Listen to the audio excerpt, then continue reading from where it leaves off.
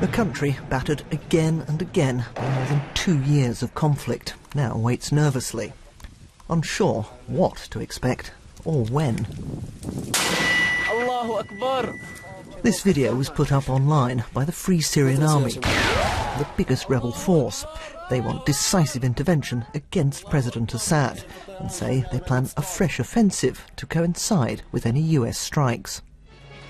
The Syrian government responded to US talk of strikes with its own TV images of military hardware and its armed forces primed to respond.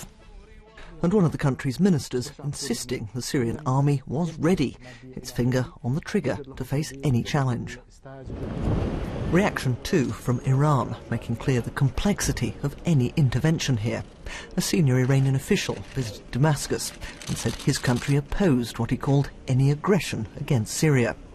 The mainly Shiite nation is an ally of President Assad and has warned any Western attack would be a spark in a gunpowder store. The fear is that military strikes on Syria, however limited, could draw reaction against Israel, sucking it too into a wider conflict. In the Golan Heights, where Israeli forces have been on exercise, the commander said they must remain determined and professional.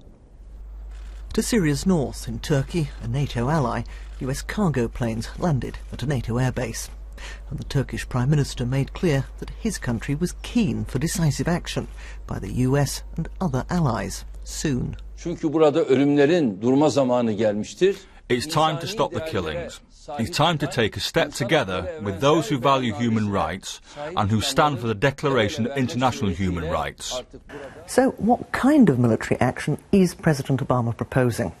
Well, there are currently at least 5 US destroyers in the eastern Mediterranean, equipped with Tomahawk cruise missiles. And the missiles can also be fired from submarines, though the US Navy doesn't reveal their location. And air bases in Turkey, Jordan and the United Arab Emirates could also be used in any strikes. Already nearly 2 million people have fled Syria, and there could be many more. And reports suggest the Syrian regime has had plenty of time to move its military assets. And the West will find it hard to ensure there are no civilians in areas where there could be military strikes. Wyatt, BBC News.